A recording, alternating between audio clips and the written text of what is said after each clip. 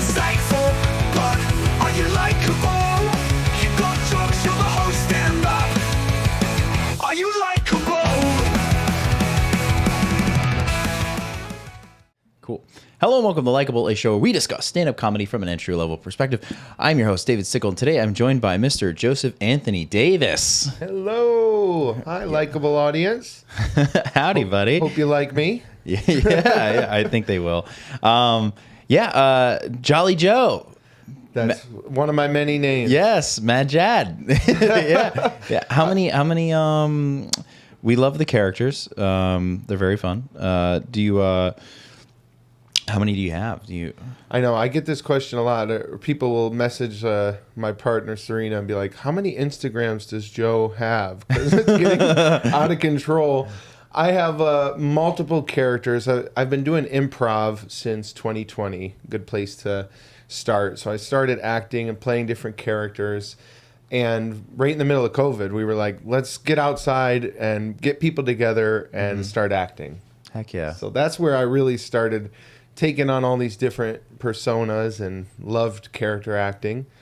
But for stand-up, I really am Mad Jad is my comedic persona. He is the new pissed off guy in town, the new sheriff in town.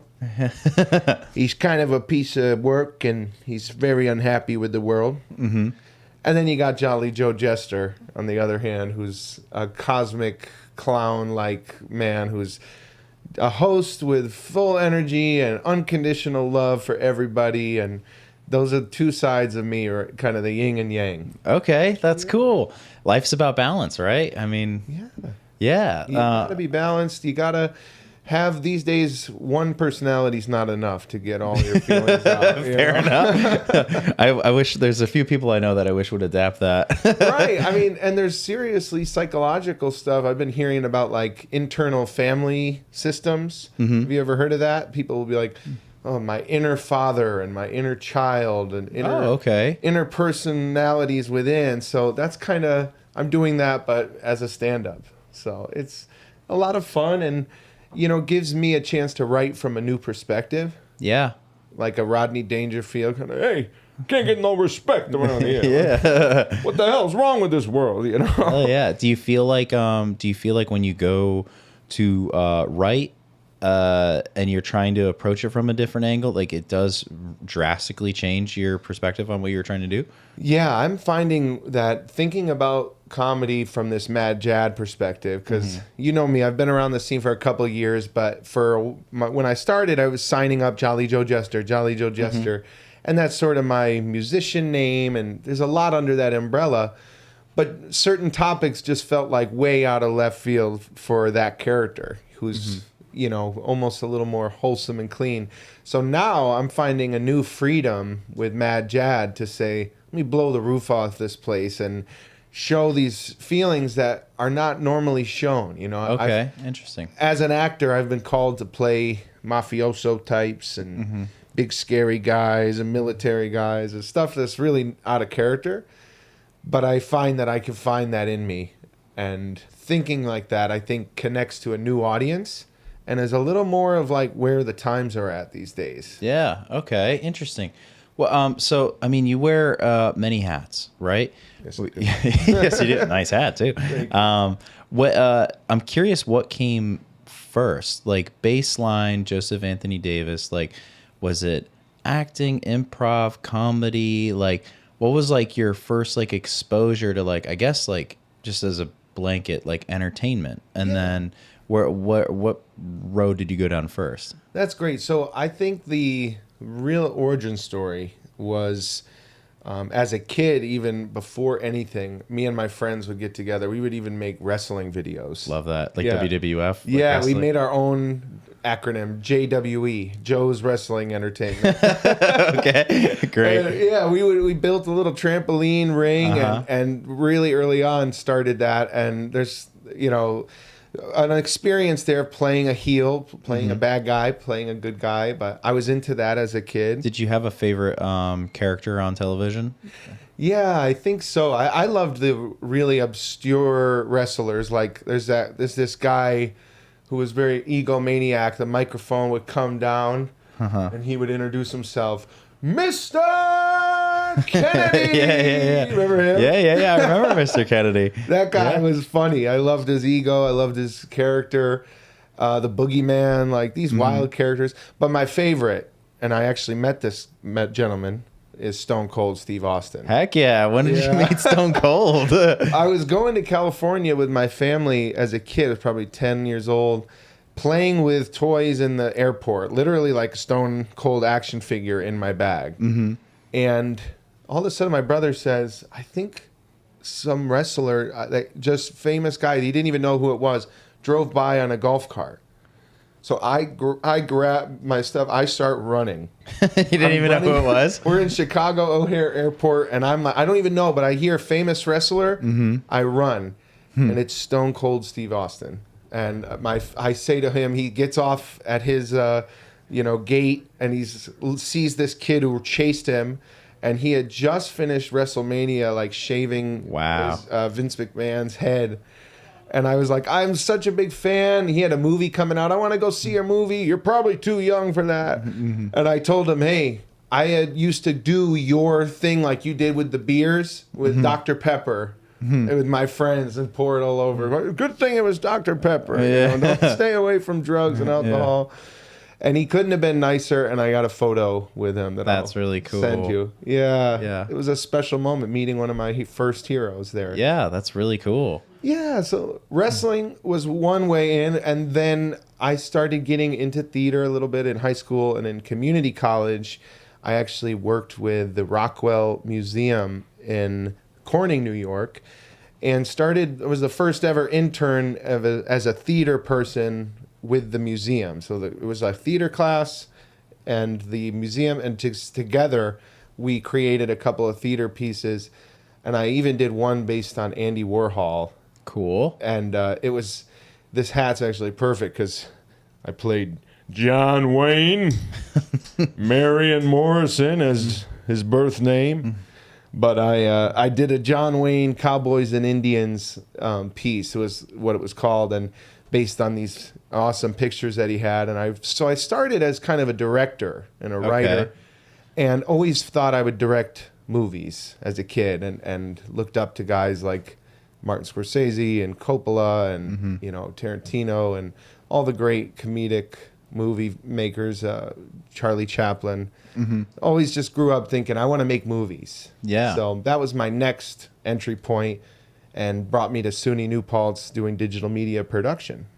Okay, very cool. Yeah. Are you from the Hudson Valley? Or not originally? Finger Lakes, actually, in Elmira, New York. Cool. Okay. Yeah, home of Mark Twain, or resting place of Twain. Cool. Yep. Okay, so then you got into New Paltz, and you wanted to get into movies. Yeah, started being in everyone's films. But everyone would say, we need somebody, and I said, please, let me. I'm your guy. I love acting. I did theater and stuff, but never was a real theater kid.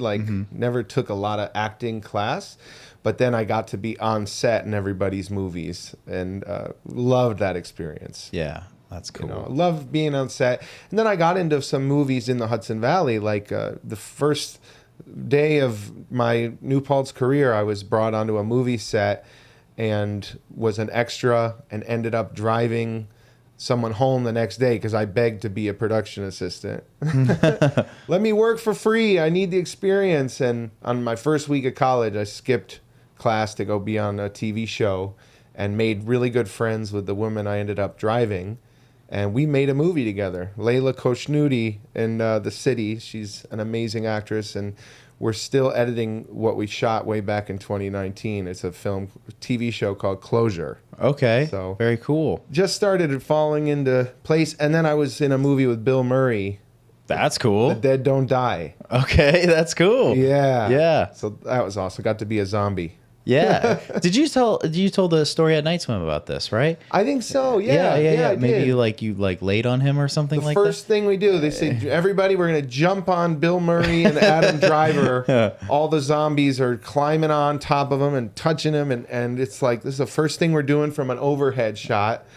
But I made a big mistake, actually, because, as the first take go and they say, action, my improv instinct was to go like this. I tried to be a leader. Oh, okay. Cut! You guys are brain dead. Remember, there's zombies, no gestures. Yeah. So I broke the rules right off the bat. And then after we finally got it and all the zombies climb off, I'll never forget Adam Driver said, "Is it weird that made me aroused?" Having a bunch of zombies climb on over him. That's a new thing for him now. He was great. He was totally in the zone. Yeah. On set.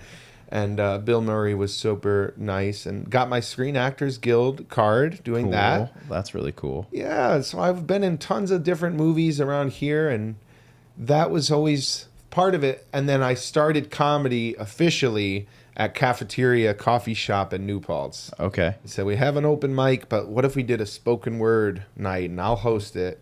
We'll do comedy. And in 2019, I think March, we had our first one. And that really started introducing me to other comics and kind of getting to know the scene, the community, and it was really special. I met a lot of cool people, including the late Anthony Quinn. He came by, Very cool. had a big inspiration on me. Yeah, Oh, I never got to meet him. yeah, he was special, and there was a guy Patty. Who was really cool and brought me into a lot of, and he does a show now, News from Bed. Okay, Yeah, that's fun. He's funny. He moved down to the city, but these guys started saying, "Hey, you've got, you're not quite a regular comic, but you have a great energy.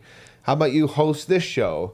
So I started hosting and being experimental, and every set of mine is always different. So I'm not one of those guys who says, "This is my type 5 and I'm sticking to it." I'm always saying, "All right, what else? What else? What else?" And that's how it really got started. That's cool. Yeah. So where did improv fit into that? Because you organize or you lead happenstancery, True. right? Yes, we So started that. when did you start that, and what when did you want to when did you think of that? Yeah, it was when we were all in the middle of COVID, right before COVID, I was teaching kids to be in a drama class. We were putting on an after-school play. It's me and 62 kids. Terrible. I don't recommend it. However, I loved it and had a lot of fun. And guess what? Our show date was going to be March 13th, 2020. Okay. Rough. So, Yeah. yeah, I had to tell the kids to their tears, we're not going to be able to put on a show, but we will do one dress rehearsal and film it. So we got to do one version of it. The world shut down, and a couple months later, I found out that my mom was diagnosed with cancer. Oh, I'm sorry to hear that. Yeah, it was a big shift that it was like, okay, this is now taking over, and then it got progressively worse in those next couple of months. But my family all got to come together and be around her, and it was actually a kind of a nice benefit of COVID was that we were all able to be together and the world shut down, and send her off into the horizon. And on May 24th, 2020, she passed away. Wow. It was Bob Dylan's birthday. It was very important to me. And the next day, George Floyd was murdered. Wow. So it was like, Heavy whoa, times. Whoa, Yeah. yeah, May 25th, the next, and I somehow realized, whoa, I had a couple months to prepare for my mom's death. This guy, he just was murdered, and no one knew it was coming. It was unexpected. His life, he was taken. So that, I just felt very like, whoa, the whole world is now grieving. And that changed. So that was heavy times. I'm going to protests with my friends in Elmira, showing my support for that scene. And feeling like, wow, the world's heavy right now. What am I going to do? So one night, one of my roommates, Tony Hamilton, who's also a writer of my short film, which we'll get into, he pulls out this old book called Impro. Okay. And it's an old book that's gone around, and in it there's some exercises of what you can do, and one of them is going around one word at a time, stories or sentences. And we started doing this, a couple of roommates in a circle, and let's get faster, let's keep going. And I remember, whoa, this is improv, which I hadn't done since I was in summer camp as a kid, and that changed my life. And I said, this is what I should be doing. It's fun, it's taken my mind off of it, and there's something about it that is totally connecting the four of us together, Yeah. becoming one. And so I said, let's start a class. Let's say Thursday nights, who can come to our college cul-de-sac and come hang out and be a part of Happenstancery. And we've been going for 6 years ever since. That's This awesome, July. man. Yeah. Yeah, it's incredible, right? Yeah. Yeah. That's fan. I mean, I'm sorry to hear about your mom. Yeah. Yeah, that's really sad. And that's still, you said you had a couple months. That's still quite sudden, you know? That's Yeah, I think we found out she was sick in November, and then it was May. So it was tough, and she was young, only I think 61. Yeah, So- I'm sorry. Yeah, that sucks. Yeah, it's a sign. Don't smoke. If you're smoking and listening, put that out. Mm-hmm. And I always told her that I would tell her this Allen Ginsberg song called "The Put Down Your Cigarette Rag." Okay. And if you're trying to quit, I recommend this. Don't smoke, don't smoke, don't smoke, don't smoke, don't smoke, don't smoke. It's a $9 billion capitalist joke. He goes on for a while chanting that. But, she was like a spiritual guide for me and really raised me to believe all people are beautiful. And everybody, that could be Jesus, David Stickle. He's got little Jesus in him, and the Holy Spirit is in everything. So that is my motivation to this day, and I have so much to thank for her. As she's passed, I'm able to see the blessings and how lucky I was to have her as a mom. Yeah. Did you grow up in a really religious household, or? She was very spiritual. I grew up going to church. I was an Okay. altar boy. Cool. And, I did have that. And she was also very spiritual, which I've realized that organized religions can sometimes be very strict and say, don't be into this, don't be into that. But she she was very intuitive and psychic and spiritual. And so I had that. And as I grew older, I started saying, do I believe in God, or what do I think? I eventually said, I don't know if I want to go to church every Sunday. Yeah. Yeah. I'm enough tired from the school, so I don't think I'm going to do that. But as I grew up and had conversations with her, I realized in college when I took a philosophy of religion class, I think I'm the only one who's not an atheist in this room. Okay. Yeah. Especially at New Paltz. Yeah. Yeah, this was like I was finding a lot of these philosophers, have every reason to say, oh, science, and what about this, and the Holocaust, and why would God allow this? And I've always realized I was raising my hand to be literally devil's advocate and say, wait a minute, maybe this is more that meets the eye. Maybe there's things science can't explain, that there's a deep force underneath all of this. And whether you call it God or Yahweh or the universe, there's something deep down that I do believe in. And to this day, I think I realize that's a lot of my mom's impact on me. That's great. Yeah, I think everybody should try to be a little more connected to the whole. That's really what it means. Yeah. Christ 100%. is like unity, So I think we're all one, and you and I are just different cells of the same body here. Yeah, I definitely believe in some kind of like karmic connection, and just everybody kind of being in this field, like So I mean, I totally agree with it. What we label it, Yeah. that's up to interpretation, I think. But yeah, that's like that's interesting. I mean, it's we don't really talk about faith a lot on the show, but but it's like for first time listeners, that's not what we normally talk about. Yeah. But yeah, I mean, I just think it's an interesting thing because like it's not necessarily something would assume about you, and it's a cool thing to learn, Yeah, I think it's really interesting, and I always have been admirer of other faiths too. Like I took a class on Islam in college too, and actually was absolved of taking the midterm because I did a video project that was really interesting. And this was in Corning Community College. I was there first. But I would interview kids around campus and say, what questions do you have for Muslims, about being a Muslim? What's your questions? And then I brought a montage of all of those questions to the Islamic Society of the Finger Lakes and had them actually answer these questions. Wow. Yeah, it was really powerful. It was like just amazing to hear the kinds of crazy things people assume. Of course. Yeah. Islamophobia and how the world, especially after 9/11, has, taken that. And then to just try to actually say, let's look at this. Let's see what it is. And they were so glad I was making this to try to just say, hey, we're not all that different. Let's get to know each other. And I believe the same thing is true with Judaism and Hinduism and all of these, Buddhism. There's something to learn from all of it. And comedy, I think, can be a unifier of every concept. We can kind of celebrate them all. I agree. Yeah, that's a good way to think about that.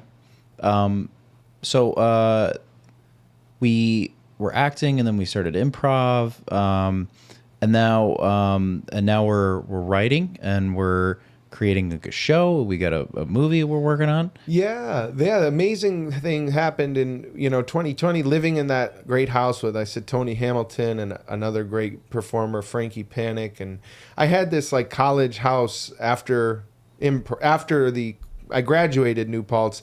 I'm living with musicians where we recorded a song actually called Vicky Sue, and my mom got to hear it before she passed. So we're making music, we're collaborating, and then Tony and I collaborated on theater. We made an adaptation of Cuckoo's Nest and put it on, and we also made a short film idea called Through the Brush. And Norm Magnuson, who's a king around here in Rhinecliff, he was the lead of this, where a guy actually plays two different characters, very much like me with Jolly Joe and Mad Jad. I watched this. You did? Yeah.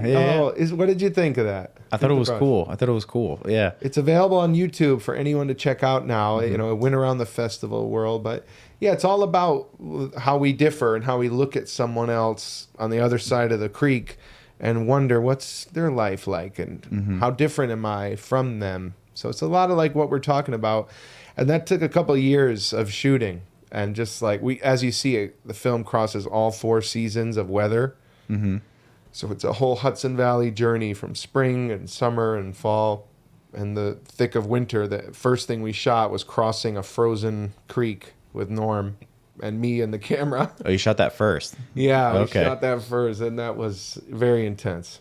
It's like I'm I've had a couple people that make movies on now, but like, is the editing process like super long? Like, do you do it like as a team, or is it more like solo project kind of stuff? Yeah, the editing can be hard. So many people. It's kind of true with stand-up too. It's like you can be a perfectionist. You can want it to just be perfect, and sometimes it's never done. And with video editing, there's always the final cut, and then the final 3, final. Yeah. I'm done. It's please kill me, Lord. MP4. Yeah. And so this one I actually finished up with the writer himself, Anthony Hamilton. He actually came up with the name Happenstancery. We all voted on it and gave that suggestion the win. I sat with him, and he's a very poetic writer, and I've collaborated with him to try to like come up with the story, and he put it into script format. Cool. Our strengths. And then I also went back to him and said, listen, I got to finish this thing. Can I come up? And we went over to his parents' house, and they set me up in some room with a desk. And I just was like, we're going to get this down to under 20 minutes. And then we kept cutting it down. It just felt a little long. And I trusted the writer to say, let's find out where it is. And we got it down to about 17 minutes on the dot. Wow. So that was when I was like, all right, I'm ready to put this out into the world. Yeah. How did you find Norm? Norm and I first met on the zombie movie. He was actually Bill Murray's double.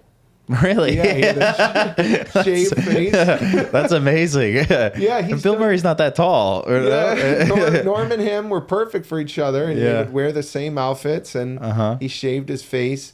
And he's actually done lectures on this whole topic because he was dealing with back pain and popping pills to stay healthy. So I think you can hear Norm talk about that on my podcast, Joe's Java Jive, too.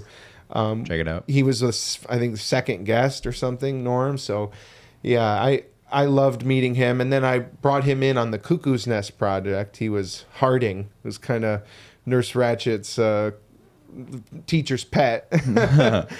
And then we worked on a movie called Silent Retreat, which never has come out yet. It's on a shelf somewhere, but we really got to know each other through all that. And then I asked him to originally just play one of the parts, and then I realized, you know what if he played both parts and we had him shave into the goatee instead of the big beard and put on the glasses. And he's such a great actor to work with. Norm's a filmmaker's dream. Yeah. So he was so fun to work with, and we directed that, and it won some awards and went around the circuit. And now I've used that to help and direct a TV show pilot that's a comedy, actually, called Pressure Points. Pressure Points. Cool. So fun. What's that about? That's about a guy who is a surgeon turned massage therapist. He's like sick of this working and having people's lives in my hand. So I'm going to try to do something else with healing, and he ends up hating this job even more. It's so crazy where he works at a salon / massage therapy place. Is it an above board salon, or is it It is, but he's very above board, but some of the clientele can be a little wild, and there's even in the pilot, there's some very shocking things that happen. And I'm his best friend in the pilot, as well as the co-director. I play Fitzy, who's like, dude, this is the best opportunity of your life. Don't screw this up. And we're working on shooting the next couple of episodes this summer, actually. So that's been a huge fun thing. And, using Through the Brush, and they were really drawn to me by my improv experience, because they wanted to shoot a lot of that on set and say, let's make this better in person. So I helped facilitate that kind of creative environment on set, and is a dream come true to make a movie with someone else's budget and camera and team, and I was the guy calling action. So that's been a really wonderful thing. That's cool. So this pilot, if you're the best friend in this, who's the lead? The lead is Vinny Velez, and his name is Rigo, and Vinny is very involved in all of this. His Instagram is The Seeker of Magic. He's a really cool guy, and works a lot on independent films, and was actually a massage therapist. Oh, cool. So cool. His stories ended up being amplified into the script. That's cool. So the research had to be done on the surgery part, right? Or is it just kind of like we're going to touch it and then move on? Yeah, the surgery is kind of like the post story, and we have our first the film open in the surgery room is where it starts. But he really has the massage experience and the stories, and he told a good friend and the co-writer, and they made it happen. This cool. Really cool, fun pilot. So we're hoping it's going to get picked up somewhere, and one day I'll be making more episodes for Netflix or Hulu. Yeah, or something. yeah. I mean, proof of concept seems to be like the most important thing now. I don't from what I understand, like I'm not an expert in like TV stuff, but like. From what I understand, they used to like green light you, and then the network would give you the money right away, and then you do something. But now it just seems like nothing gets made unless you have something shot already to just show them. There's no like pitching phase anymore. It just seems to be like, this is what it is, and what do you think? And then, you know what I mean? Yeah, that's it. In life, you have to prove that you can do it. The proof is in the pudding. And when they can see it and say, oh, this is funny, or this is unique, I think that's when people say, all right, yeah, you're ready. And it's true in stand-up, too. You kind of have to prove yourself, or have a couple clips out there, or get in front of people. You can't just say, hey, I've never done this. You never seen me do it. Can I do it? Yeah, definitely. Yeah, that's definitely required. So we're working on this show. Like, what else do we have going on? Like, what is like I see you around a lot, what's like life like for you? Yeah. You know what I mean? Like, I realize how little I know about you, man. And, It's- that's kind of crazy. It's true. I've heard that before. You were at my birthday roast, and one of my friends, Kai, really got me and said, "Joe, you're my best. Everybody's best friend as soon as they know you, and then they don't know anything about your personal life." After that. I will tell you that my life has been so packed and busy. I've been engaged to Serena for several years. We're planning this epic wedding. Cool. And we live together in Rosendale, and just have a nice life growing up around the Hudson Valley. Has been like a home away from home for me. The people, the community. I'm always trying to bring people together. So I even started a thing recently that I'm hoping you'll come by to, the Kingston Comedy Collective. Yes, I would actually. Yeah, we should talk about that too. Yeah, it's trying to get comedians to support each other and say, hey, let's meet up and grab a bite and hear, what are your challenges? What are you going through? What do you need? When are your shows? And how can we sort of support each other? And so that's kind of my big purpose in life, is how can I be a community builder? And one other thing I'm involved in is the New Paltz Public Access Station. Cool. Which I'm really happy to report this week is getting upgraded to HD. Very cool. I helped bring that back to life in the last few years. As you know, public access can be, it's kind of a thing of the past. What is this, Wayne's World? What are we doing here? Yeah. But look at this incredible room. If only you could see, this is kind of like what we have in New Paltz, a little closet that we're going to be making a TV show, a TV channel.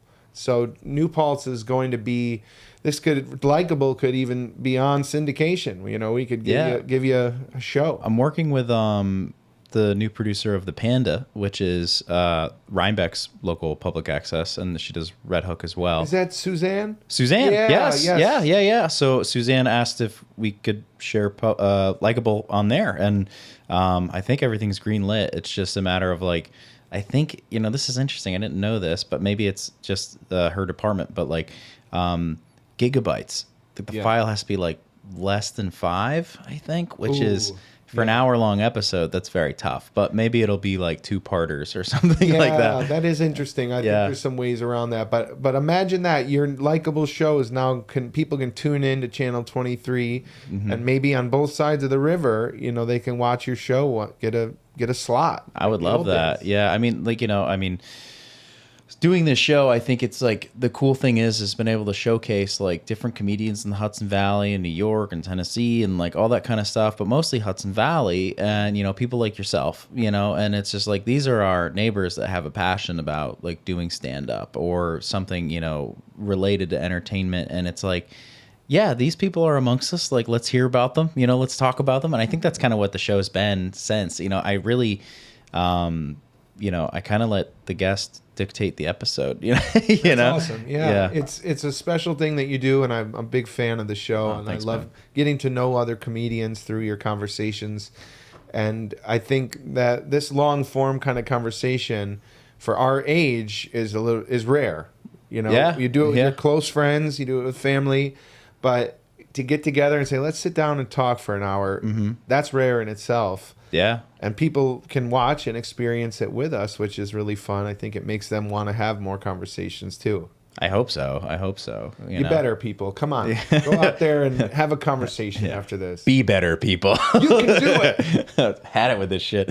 Dolly Joe wants you to go out and nod at every neighbor. And that's one of my other big messages is the world can be changed with head nods. You see someone on the street, a little perfect with this hat. Yeah, it actually Howdy. is kind of perfect with the hat. You got it? If we start doing that, you can make the world a better place. We can save the world. I think so. I mean, it's just like a little bit more, I was talking to somebody about this the other day. Like the world has gotten extra dark lately, and I would say that I've kind of noticed that just in interacting with so many people, it feels as though people are being more gentle with each other, because I think everybody kind of is going through the same thing in the back of their head, like we might be having this conversation, but in the back of our heads we know what else is going on, Yeah. and that's heavy. So I think everybody's just trying to be a little nicer to each other, at least how I'm perceiving it. It's so true, because if we are a little kinder to our neighbors and we spread that, whether it's a head nod or hey, how are you, and you need help with your bags, or little deeds, we create an in-person physical reality that is much better than what the collective idea of what's going on in the world is, which is everything's burning. Yeah. It's all going to fall apart. There's Yeah. wars. But if in our little bubble, Doesn't exist. Like everything that's on here doesn't actually exist, and our that's phones are the devil. I when I was younger, I threw my phone in the river. Oh yeah.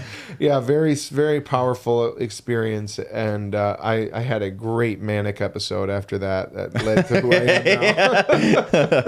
now. I was due for an upgrade anyway. Let's be real. It was an Android. Yeah, switched to iPhone. Yeah, gotta get those blue messages. Yeah. Anyway, necessary. It's an important thing, though. I'm a big believer that you can create your own reality, and by being kind, by doing good things, we can make it better. And then also we can shine a light on the darkness, and move through it. And comedians especially, and Mad Jad, this is why he was birthed, is I want to talk about the dark stuff. I want to look at the elephant in the room and say, what the hell is this doing here? And sometimes that shines a light. We move through it, just like grief or sadness. Yeah. How can we collectively talk about this heavy stuff and grow from it, Definitely. Yeah. I mean, I find out like with my writing, like everything I do is kind of more personal, so a lot of my like writing, especially lately, has been just like stuff I'm like really uncomfortable with, and I'm working on stuff right now that I'm scared to say out loud, and that's good. Yeah, and that's been like heavy, but like I'm working towards saying that out loud, writing it still, which is fun, but Great. But yeah, I mean, even just getting out there and trying to make light of tough stuff, or just just touch negative tones and bring it back to light. I think it's pretty fun. I mean, the alchemy kind of. Yeah. Turning it into something we can laugh at, or so that the next time you hear about war or you hear about something terrible, you think about this bit that someone did. Yeah. And that doesn't take away from how serious it is, but like also it's just, you don't need to be carrying 100% of the, it's like kind of how our brains, like, if we were sat with all of our senses at all times, like you would hear like the ringing in your ears, you would hear X, Y, and Z, you would smell everything, you know what I mean? Mm-hmm. But like your brain picks and chooses what it needs just so it can get by and survive, So true. Like the aches in your body even, Yeah. like it'll narrow it down to like what's actually aching you. You gotta compartmentalize it and find it. And I find that if we go through and talk about it together, we just by being happy and making people happy, that's kind of an act of revolution, joy, and kindness. Yeah, yeah. Because it does feel like the powers that be are just trying to excite us into anger, and by like laughing about shit. It does kind of. You're right. It does kind of feel like rebellion a little bit. Right, and the whole force of negative darkness in the world wants you to just lock your doors, not talk to anybody, order DoorDash, and just buy a gun. And Yeah. And then there's this other force that goes back to before everything, when we were just primal, that I think wants us to, like my movie, get together by a bonfire and invite the community out and have some clown put on a mask and entertain everybody. And I think you and I as comedians have a little of that in us to say, let's bring everybody together. Let's have a party. It's okay. We're going to be okay. And the world needs that more than ever. I think so. Put the phone down. Go and get entertained by somebody who's trying to make you laugh. Right. We're collectively getting together to emote laughter. Like that's cool. Yeah. And just to even tune into someone's frequency and say, oh, let's see what's going on this channel and this human. What do they have to say, and where are they at, and what's their perspective? And then, you know, it just is such a freeing thing. It's better than going to the movies. It's better than going, you know, watching a show on Netflix. Go find your local comedians who are trying to change the world, trying to make a connection with you. There's nothing better than that. And as a fan growing up of comedy, I always said, I need to learn how to do this. I need to. And I think right now I'm finally feeling like, you know what? You're starting to feel like you've paid your dues. You're on the Likable podcast. You got a couple I got a months of dates coming up. You're a comedian. You're doing it. Yeah. And there's a light bulb going off. It feels really good.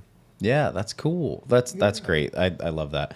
What you know, comedy fan, like who was like one of your favorite comedians growing up, or who like inspires you? Well, growing up, I was a young kid, and we had this SNL VHS tape of when Chris Farley died. They showed the best of. Okay. So for SNL this week, all of Chris Farley's greatest sketches. And I must have rewound and played that 100 times. And he was one of my early inspirations, because I was like, I love this guy. And I think as a kid, I knew I was somehow going to be a bigger man. I was always a little stronger and bigger. And I said, this guy has got such energy. He's coming out. He's breaking, you know, he's just, and I learned, wow, he did this through improv at first. And, you know, went on to Second City and found his way in Chicago and then to New York for Saturday Night Live. But I loved him so much and really was inspired by Farley. And then on the more obscure side, I discovered an early age Andy Kaufman. Okay, very cool. Yeah, so he's to me the godfather of absurdist comedy and experimental kind of anti-comedy, like guys like Eric Andre now. Yeah. And clowning in a way, you know, he's someone who I was like, oh, he's so fun, he's breaking all the rules. And he's kind of more coming at it from an acting approach. So I knew from an early age I was gonna emulate him. That's cool.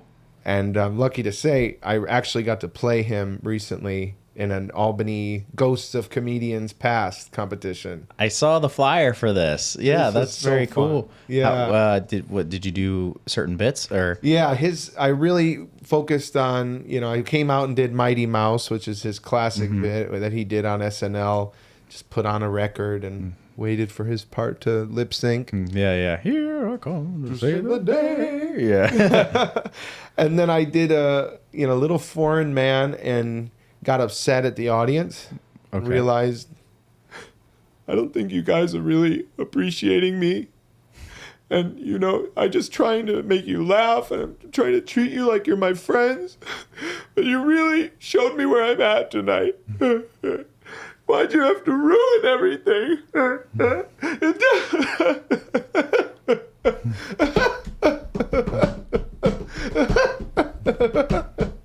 And he starts playing the drums mid-crying, and that I've wanted to do that since I first saw that clip as a kid. And I remember showing my mom, and they look at this fool, look at what he's doing, tricking the audience, and they thought he's really a comic breaking down, who's like got nothing, and he's really crying and losing his cool. And then he's like, no, this is all part of the act. Yeah. What did you think of Man on the Moon? I loved it so much. That movie, for those of you who say, who's Andy Kaufman? And I'm jealous of you if you're just hearing about him. Like a good show, like to look at that Wikipedia for the first time and learn that he took his audience out for milk and cookies after his Carnegie Hall show. There are buses outside. The whole audience can come for milk and cookies. Well, the Man on the Moon was directed by Milos Forman, who did One Flew Over the Cuckoo's Nest as well. Okay. And Jim Carrey is my other big inspiration. So, you know, they actually have the same birthday, Jim and Andy. Oh, I didn't know that. January 17th. And Jim was a big fan of Andy and actually bought his old bloodied up bongos for the movie. Huh. And then when he auditioned, he said, oh, I actually have the bongos. And Judd Apatow helped him film his audition. I love that movie, and I think it just really paints a picture. And the big Andy Kaufman thing that I replicate is the alter ego thing, because he had Tony Clifton. Yes. Yeah. I don't need this. I need this podcast like I need a shotgun blast to the face. Yeah. I'm sick and tired of you people. Show some respect. And then they had who was the other actor in that movie? Giamatti. Giamatti. Yeah. And then they did the switcheroo. Yeah, his good friend Bob Zamuda, who's still alive, and I would love to interview him someday. He was Andy's best friend, and they would both play this character, Tony Clifton. And Mad Jad owes a lot to Tony Clifton because Andy really laid down a blueprint for what to do. And then there's a recent documentary called Thank You Very Much, and I actually got to interview the director of that, Alex Braverman. Okay, So, very cool. check that out on Joe's Java Jive if you want to hear more Andy stories and what it was like to make a new documentary with never before seen footage of Andy. Oh wow, really well done. Very cool. Yeah, they did a really good job with that movie. I remember actually the first time I saw that movie was with my dad. Like we don't, him and I don't watch a lot of movies together, but I'd never been introduced to Andy Kaufman before, but we watched, and it was just, I was a kid. We had movie rentals it was called Movies to Go in Red Hook, New York. And I saw Jim Carrey on a movie, right? And I'm just thinking like, Ace Ventura or yeah, exactly. So like I grab it off the shelves and I'm watching it with my dad. And I think he kind of knew what it was about. But in the middle of it, they're like talking to Andy Kaufman about a role working for a taxi company. Yeah. And then my dad just goes, Latka. Yeah. I'm like, what? And then I was like, and then I watched it. I was like, oh, wow. My dad knows who this is. It was like, it was cool. I didn't know it was like a piece on somebody who actually existed. Yeah. Oh, wow. You thought it was maybe fictional. Yeah. Totally. Yeah. I just thought it was, just a full movie, on just, all fictional characters. Well, he was a big figure at the time. He was equivalent to like Kanye West now. Yeah, like he would amazing. make the news and what's he up to now, and you never knew what to expect. And I've actually heard Kanye quote Andy in his David Letterman interview. Yeah, so I always thought that they were like he was doing an Andy Kaufman kind of thing, and then when I heard that in the interview, I said I knew it. Yeah, he's playing us all, being as crazy as he can be. But I do have you mentioned Taxi. That also had the great Carol Kane in it. And I got to work with her and Jason Schwartzman on this movie, Between the Temples. Yes. Yeah, So yeah. That was shot in Kingston, and I was, playing a Jewish guy and sleeping in the synagogue. And they had me on, and Jason couldn't have been nicer. I told him how much I loved Wes Anderson films and Darjeeling Limited. Have you ever seen that? It's a great movie with Jason Schwartzman and Owen Wilson and Adrian Brody, three brothers going out to India. Okay, on a very cool. a spiritual train ride. But I told him how much of an impact, and he said, "Oh, can I give you a hug?" And got to hug Jason Schwartzman and give him a business card. But Carol Kane, I was surprised she came in at the very end of the day and was sitting in the back, and they wrapped all the extras at the end of the night. And I kind of feel like I have a little Andy Kaufman in me, and she worked with him. She played his girlfriend in the show. So I walk by her and bug out my eyes, and I say, "Thank you very much." And she goes, "Thank you very much." And that was a really special moment. I felt like I got to say hi to her through, and Andy came through me in that moment. That's really cool. Yeah. That's really cool. It's fun. Yeah. Did you go to I think they did some kind of premiere at Upstate Films in Rhinebeck. Yeah, I did. I checked it out at, I think I checked it out at Upstate Films and had seen myself on screen and was shocked. I had kind of more of a featured role than I expected. And Robert Smigel was there, who I'm a big fan of. Yep. And the Insult Comic Dog there. Great writer. Amazing. Funny comedy writer. Yeah. He's amazing. Just amazing writer in general. Yeah. Yeah, these guys, I feel very lucky to have crossed paths with guys like Jim Jarmusch on The Dead Don't Die and Jason Schwartzman. just to name drop a few, but it's amazing. And Steve Buscemi, came by. He was involved in the Woodstock Film Festival. That's cool. I loved meeting him, and my old teacher used to say I was like the Steve Buscemi of New Paltz. Yeah, everybody's film. yeah, that's funny. So pretty honored. Yeah, it's amazing acting, and I think if more of us comedians got together and said, let's write stuff together. Let's shoot something this weekend. That's how we can really band together and make all boats rise when the high tide, Yeah, yeah. I mean, Gabe Baldizzi has been working on a show, and a few of us acted in it. I think I saw one with the court case. Yeah. I played like a bailiff in it. I'm not a good actor, but no, it's cool. Like I wish there was a stronger network for everybody to get together and make something. But I mean, there's also. It's just being in the group chat trying to get that going.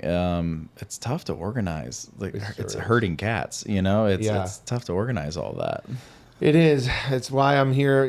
Putting out the call, because I think I have a big instinct on that. Being a director and getting some stuff under my belt. I love being a part of that kind of stuff and love having multiple projects going on at once. And yeah, I was always that friend who was a little bit of an over organizer, like in high school. And I kind of I had a big group of guy friends like in middle school. And every day we would run to the lunch table because we wanted to sit where we wanted to sit around the table. And I was like, guys, this is ridiculous. I'm going to draw up a seating chart. And we abided by it. It got a little weird, too. We would put a box around the one kid, or, all right, you're sitting in the box now. You're out of the main corner. You built in exclusion? Yeah, we built in a little exclusion. And my friends still give me crap about it. I was a little shithead in high school. And yeah, but I was always the one getting everybody together. I wanted to throw a Project X level party. Yeah. When I was in high school, but I wasn't cool enough to do that. Neither was I, dude. Neither was I. I'm still chasing that though. I think the Vicky Sue mantra that is in the song is, we're having a party and we love you. And I try to live by that. And coming to New Paltz, I finally got to experience that party feeling because they have an underground music scene. And I didn't know that. Yeah, that's kind of what I got involved with. Where I was living after and during COVID, they were hosting house shows before that. And what I loved about it too is that they worked with the other houses and said, well, let's make sure if you're doing a show on Friday, we'll do Saturday. Let's meet up and talk about it and make sure we're not stepping on toes. And so that's the energy I'm trying to bring to our comedy scene. Yeah, that's cool. So is that the goal of the Kingston? Yeah, it's to be something like that where we say, all right, David, when's your show? All right, Gabe, when's your show? And Keith Prince, Corner Store Comedy, what are you doing? And how can we all support the scene and say, oh, I need to fill some dates? And Meaty has also got us on a group chat. We have to support each other because in the perfect world, comedy is, 50% going up on stage and doing the show. But I think the other 50% is sitting with the comics afterwards or meeting outside and talking after the show. And I'm realizing that's the part I've been missing most. Okay, interesting. Yeah. I can be the kind of guy who just goes to the open mic and goes home or whatever. But it takes a little bit of intention to say, let's meet up sometime where we just do that other 50. Yeah. Say, let's just talk, get to know each other like this. Yeah. I mean, that's interesting. I'd be interested in doing something like that, just to, see what it's like, I guess. I feel like a lot of times I am just on the go, right, one thing to the next. And I think it'd be kind of cool to check other stuff out, You gotta. Yeah, it's important. And I think that, being a leader in this scene, you want to make sure to do that. I feel you though, man. I can be so on the go and not reflect on my life and what happened. And I'm 29 now. A couple of years ago when I got back into comedy, after finishing my movie, finishing the improv, or getting that to be a well-oiled machine, I was like, all right, I'm 27. I'm going to try to go and do stand-up 27 times this year. And I ended up hitting 30 of just stand-up appearances. And these last 2 years since that, I lost count because I fell in complete love with it. And Yeah. That's I know awesome. you're tallying your journey as well. And it's just keep doing what you're doing, man, because the world needs us to continue to rise up. Yeah, I think I like keeping numbers on everything just because it's like my adult life has all just been based off of metrics. So I'm like, all right, I need to know if I'm doing better or worse, and baseline numbers is like something I can use to go off of. But there's that other X factor of just like, I might be doing more shows, but am I actually improving? Because that's another thing. Is my performance getting better?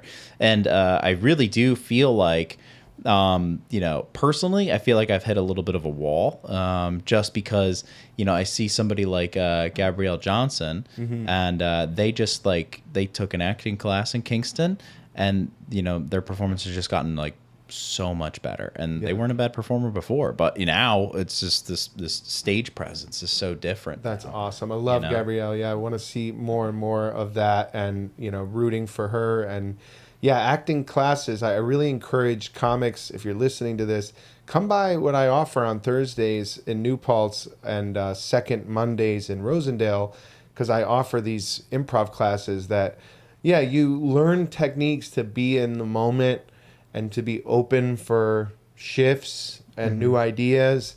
And I think acting is really important for stand-up. I think so too. I'm witnessing it in real time. Awesome. How important it is. Actually, like even somebody I'm a big fan of right now. I just saw their special maybe a couple months ago.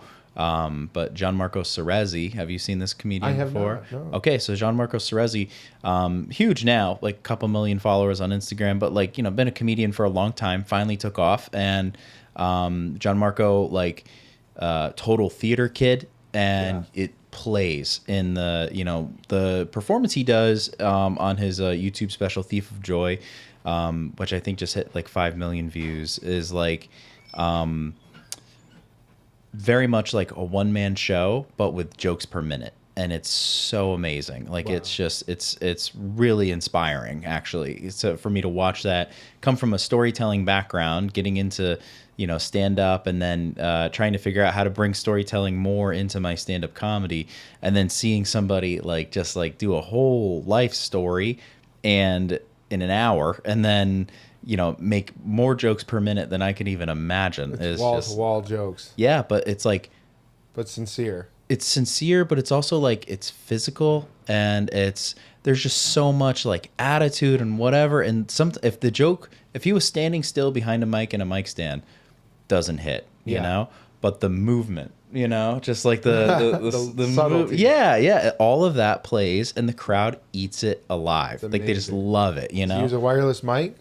No, he's holding a mic and just moving around. He's very, he uses it. It's very, I 10 out of 10 recommend. Oh, I'm so excited to see that. Yeah, some of the contemporary people these days are really changing comedy, and it needs it. It needs an uplift. So many new energies, like Chris Fleming. I'm a big fan. Oh yeah, Chris Fleming. Yeah. I just became aware of this person. That to me is also very Jolly Joe, but I love it's just their unique perspective. It's total physicality and a new energy, and I've always been a big fan of Reggie Watts. Okay, I don't think I've seen Reggie Watts. Reggie Watts is a Looper guy. He does kind of the big hair and used to be on Comedy Bang Bang as the musical side host. But yeah, very fantastic. Just total inspiration. And so Jolly Joe works with the Looper a lot when I host my Ray Out variety shows, and just making up beats and using my musical abilities, because that's a whole nother side of my life, and trying to bring the audience along for a ride. And like this comic you mentioned, I'm trying to work on my fringe festival kind of form for Jolly Joe. Okay. So a one-man show-esque kind of thing. Different than, say, Mad Jad, who might have a stand-up hour one day. Mm-hmm. Jolly Joe's going to take you on a theatrical ride. Yeah. Well, I mean, I would recommend checking them out, just because it might get the gears turning a little bit. Absolutely. I love the suggestions, and I love the shout-outs of so many of the local people. I love Anwar George. You should have on here someday. That'd be really cool. And the local scene is just happening. I think there's so many great people. Ed Smythe is another funny guy. I love Ed Smythe so much. He's so good. Okay. Okay. I wrote that. I love that so much. I pull Ed Smythe aside after an open mic whenever I see him, and he'll have like that new little thing. I'm like, I wrote that, and then it's just, I'm like, dude, that sent me over the top. Like, that is so great. It's just, he is wonderful. Yeah, he's very special, and him and I are trying to do some more stuff up in Troy area. We filmed a public access kind of special that's coming out, and I did it in full clown makeup. Amazing. Yeah, so that was a new thing. I shaved my face. The beard's a little less luscious for that. And yeah, I'm trying all sorts of different things. The clown scene is another thing that I've been involved with, and I've done shows in New York City with Matthew Silver and the Idiot's Hour. Cool. That's been fun, and I just, try it all. Commedia dell'arte is another one. That's mask work. Okay. Every October in Kingston, I do the Italian festival with some friends, and we put on these masks. Actually went to Italy to grab some, but it goes back to my roots. I got a little Italian in me, and it's the earliest form of acting, and it's totally become, when you put something on, you totally just become the mask. It's amazing. That's really cool. Yeah, I've done some classes in that. What's like a goal of yours? Like, what do you have, like, maybe you deem them like crazy aspirations, or like what's something that like you would love to see yourself doing in like 10 years or something like that? I love that. I think Jolly Joe, can host anything. I have such a deep energy that I'm a big fan of the Woodstock Music Festival, and I can just see me in 10 years or less hosting and being the MC for some giant music festival and getting the crowd crazy hype before a band or something like that. Coachella. I could totally see Jolly Joe becoming a cosmic figure that honestly helps change the world. That's my goal, is Jolly Joe's going to save the world one way or another. So that's my big goal. The selfish, is let's go ahead and get, a comedy career and pay things. But the real dream is, how can I raise the climate, the consciousness? Because I do believe there's an inner cosmic jester in all of us. That is, I know you hear this mostly when people talk about doing crazy drugs, and you get to meet the jester who says, hey, come, are you ready? Are you ready to know the truth? But I want to show people that we're all just playing a game, and we're playing a theater role, and some people are playing the parts of the villains, and some people are heroes. But at the end of the game, we all go home, and we all take off the masks and shake hands and say, that was a good show. Good job. Fun show. And let's do it again. That's what life is. And if I can help people escape the matrix and change the world, that'd be a small goal. Small goal. Yeah. It's not that big of a deal. No. It's simple. Very simple. Yeah. And Mad Jad, I hope in the next couple of years can really develop as a comedic guy that is, welcomed and embraced by the world, and can be a new comedian on the scene in his own right. Yeah. Can I ask you a question that's kind of random, but maybe not for this conversation, just based off of what you just said? Like, I'm very curious, like, what your view on the afterlife is. Yeah. Oh, what do you see? Yeah, I believe that all time is really a flat circle. So I think we're really all experiencing time right now in a sequential order because we're alive. But I think that it's all happening at the same time. The Civil War is happening right now. Christ is being crucified right now. We're all of it's happening. Woodstock, part of me is still tripping in the fields of Woodstock right now. But I think when you die, you have a choice. Do I want to keep playing? And do I want to go back for another round of life? Did I learn everything I needed to learn? And I think a lot of us came to this life because we wanted to play. We wanted the love. We wanted to feel longing and grief and physical sensations. So we came. We played. We didn't have to, though. There's another world, I think, that we don't even know about, that when you reach a certain level of life and you say, all right, I've actually reached nirvana. I've learned my lessons. I love everyone. You can decide, do you want to go back? Or do you want to live in a state of complete bliss or ecstasy? I don't think there's anybody burning in hell like my Catholic upbringing might have. Yeah. I think it's maybe that's nice to think, but I think you learn, like you said about karma. You know, you learn from your mistakes, whether it's not in this lifetime or the next. So I believe in reincarnation to an extent, and also the belief that there's so much beyond the cosmos of our little small dot that is Earth, that we might be hanging out in another dimension where everything's different right now, you know? Yeah. I like that thought. I like that's comforting actually. Yeah, no, I definitely like the theory of maybe like a multiverse situation. I Yeah. like that. I've had the belief sometimes that like the story ends for you and then it just restarts at the beginning, and then it's just a constant Loop. like there was nothing before or nothing after, but you have all this built-in, reality around it. Yeah. I like that theory. That one can freak people out because it's like, oh, you might have to watch this life on reruns for eternity. So the next time around, though, what if you don't have free will?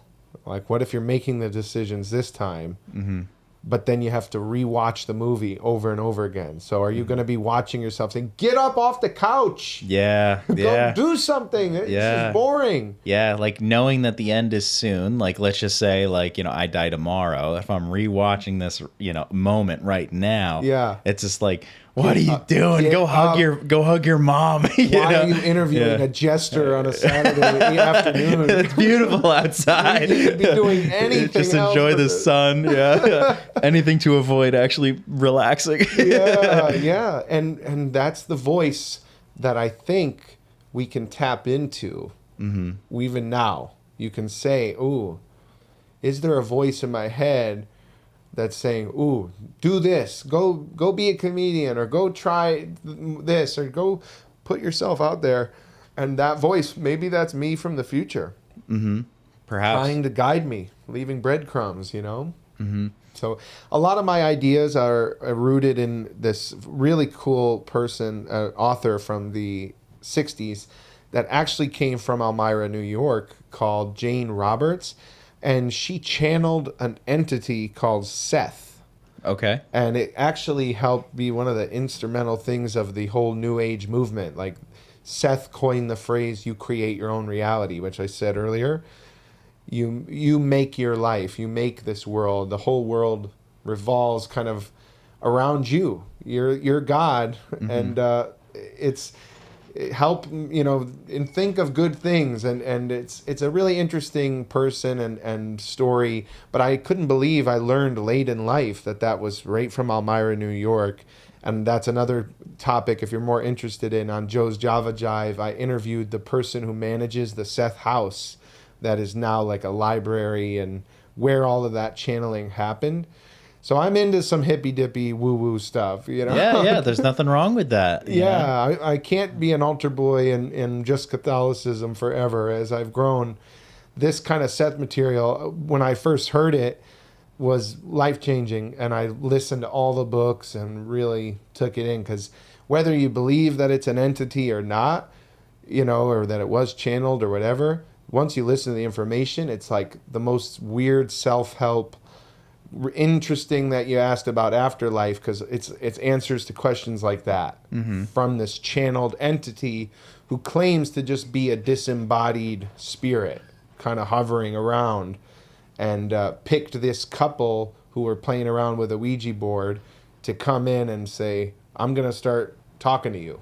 Yeah. And they wrote books like on this. It's really weird. stuff. Have you ever heard of channeling entities like Bashar? No. He's a modern guy who's kind of similar in that. Huh. It's crazy, but at the same time, I think Jolly Joe and Mad Jad have improved by this idea because I think I kind of tend to channel them in. Mm-hmm. You know, it's different than the guy you're talking to now. I totally get that. You know, I'm dealing with some personal stuff, right? And you know, like I often feel as though similar but different, I'll say. But I'll often feel as though is that things will happen and I have no recollection of those decisions, you know? And it's like it's pretty interesting. I was just talking to a friend the other day, and they were like, you know, I was proud of you how you handled yourself in this one situation. And I'm like, what situation? And then they expressed like, you know, an entire 3-minute part of my life. And I'm like, I don't remember that at all. You know, but they're like, you handled it really well. And I'm like, I don't remember, you know, like apparently another version of me took over for a minute. I think and, so. Did a lot better than what I normally do. Yeah, you might have been channeling. Oftentimes when a friend asks you for advice or someone tells you what their struggle is, I'll find that my normal self, or if I'm not distracted, I'll turn into more of a wise elder. Some great advice will come out that probably I'm not even listening to. But it's like, whoa, who's that? Yeah. You know? Doesn't that suck when you have like some solid advice that you don't even follow? Yeah, that happens all the time. Yeah. We got to listen to our own wisdom because, and oftentimes having conversations and talking to people is how we hear what we're actually feeling. Yeah. Thinking what we need. Yeah, because like I'll even find like in therapy sometimes, like if there's a problem I'm dealing with, as I'm talking about it to the person, I'm answering my own question, right? You know, or like solving my own issue, and I'm like, I feel like an idiot for even asking because all I just had to do is just say it out loud. That's it. You know, that's why we're here. Yeah. I think maybe on that note, what if we both gave each other a piece of advice and we'll kind of treat it that way, that maybe it's applying to both of us. Sure. Yeah. Like what you say to me applies to you as well? Or that's kind of, because we're saying that that's how it works. So I'll give you a piece of advice. Sure. For you. I'll think about you, but I'm sure it'll probably apply to everyone who's listening and you and me. So for you, I'll say, first off, I'm a huge fan of your work. I love your comedy. I love your personality, and I love how I've seen you give the audience a choice, saying which direction do you want me to go? You know, I can go this way or I can go this way. And I would just say continue with that and having a million different ways where it can go, and trust yourself on this new material that you say you're scared to talk about. Dig yourself a bigger hole, because I'm 100% positive you're likable enough to crawl your way out of it. Thanks, man. Yeah. I appreciate that. Yeah.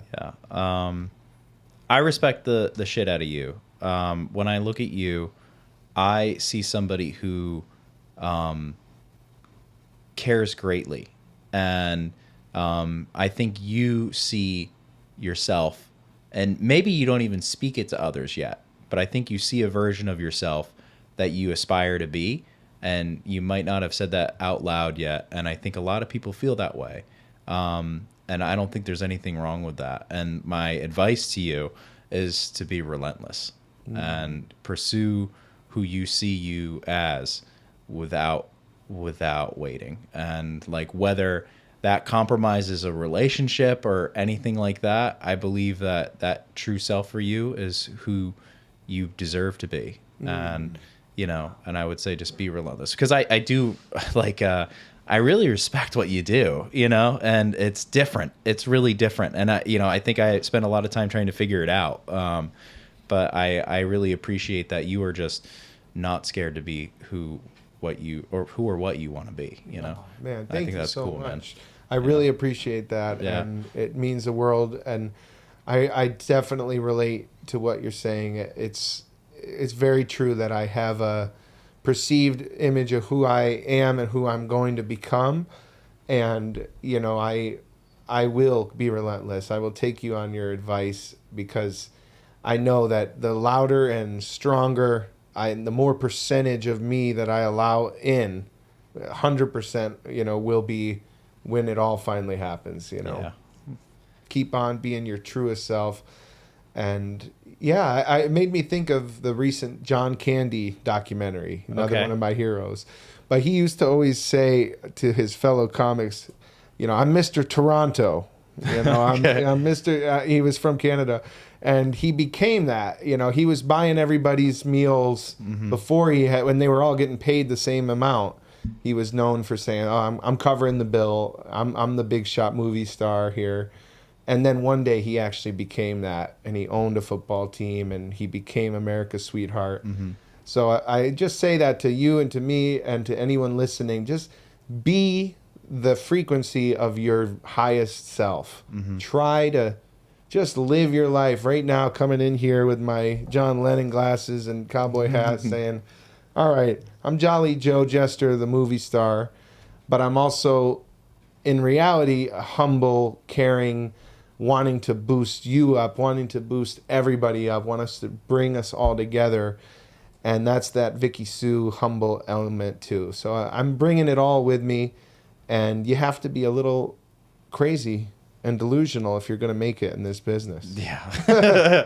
gotta. Yeah. Cool. Let's wrap it up there, my friend.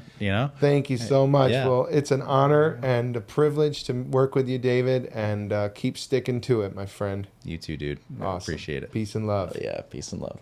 Likable is filmed and recorded with Radio Free Rhinecliff. Thank you to Jen Hamoud and Matthew Rosenberg, our producers. And thank you to The Epicurean, which hosts us for each and every episode. Please come in, stop and shop, buy some stuff. The coffee is fantastic, as Jolly Joe is showing you there. And maybe you'll catch us on the air. I got to remember to turn the sign off this time. Thank you for listening. And thank you for coming by. Peace and love. Peace and love. Hell yeah. You thought you were gonna. That's not even a song. I'm just making that up. You thought you weren't gonna get an interruptible with show dates. Well, in a future episode with Carl, you'll hear that his idea was to put it at the end, or just to put it at the beginning. But I'm gonna put it at the end because it's jarring when you hear this. So there's that. All right, so show dates. 5/22. Denizen Theater in New Paltz. Please buy tickets to that. Come on out. That's going to be exciting. That's going to be with Michael Egumbiade and Danny Hanlon. He's very funny. On 5/23, I'm going to be at the Shaker Smoothie Bar with Salty and the Saltines. That's going to be a very fun show. On 5/29, I'm going to be at the Ithaca Comedy Festival. I'm on the 9 o'clock show. Gabe Baldizzi is on the 7 o'clock show. If you're in the Ithaca area, come on out. Support comedy at a festival. Festivus for the rest of us. On 5, and then I got to drive home that night or the next day. I might sleep in the car. On 5:30, I'm going to be at Don't Tell Comedy. We're going to be at a Beacon location. That's very exciting. Pretty big venue. It's a pretty cool venue. Not what you're thinking. All right. And then on 5:31, got to wake up early. Got to go down to Brooklyn. And then we're going to be doing another comedy social in New York City. Very excited. Follow them on Instagram. Check them out. If you're a comedian that listens to this and you want to do a comedy social, DM them. Maybe they'll put you on. You got to have tape. Make sure you have good tape. And that goes for the Don't Tells as well. There's a submission thing online. And if you just submit, with good tape matters. Okay, moving on. On 6/6, we got another Krog show. And, shocker, this might be a bit of it. For those of the Likable listeners, heard it here first, this might be the last one. Really not sure if there's going to be another Krog show. DM me for details. Prove to me that you've been listening to this motherfucking shit. Or you're just skipping, and then you'll never know. But that's okay. Too bad. On 6/12, we got the Roast of Rhinebeck. Need tickets to be sold for that. That's coming up soon. I'm going to be your MC for the evening. I'm going to say some unhinged shit about my hometown. On 6/13, your boys head back in the Don't Tell. This is going to be in Hopewell, New York. Can't say where. It's also not where you're thinking. It's a new venue. Very excited for this one. Pro tip, bring sandals. And on 6/18, I'm going to be helping produce a show at Downtime in New York City. with Mr. Joseph Gerbos, and he's a great guy, great little guy. This guy, I love Joe Gerbos, and we're gonna put together a show. We're still building the lineup for that, but if you're gonna ask me to be on the show, it's probably too late. My goal is to get that done today. Sorry about it. Anyways, keep in touch. I hope you enjoyed the episode. Yeah, you got jokes, yeah, you're insightful, but are you likable?